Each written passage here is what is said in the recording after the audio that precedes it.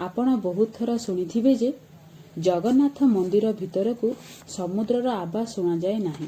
ଏହାର କାରଣ ହେଉଛି ହନୁମାନଜୀ।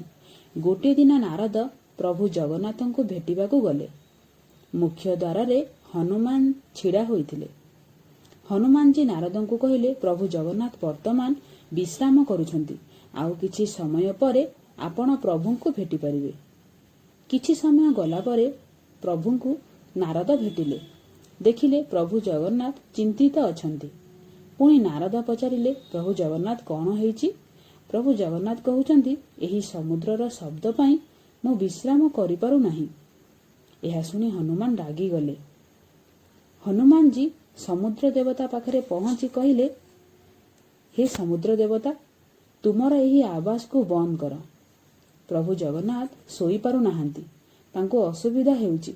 ଏହା ଶୁଣି ସମୁଦ୍ର ଦେବତା କହିଲେ, ହନୁମାନଜୀ, ଏହା ଅସମ୍ଭବ।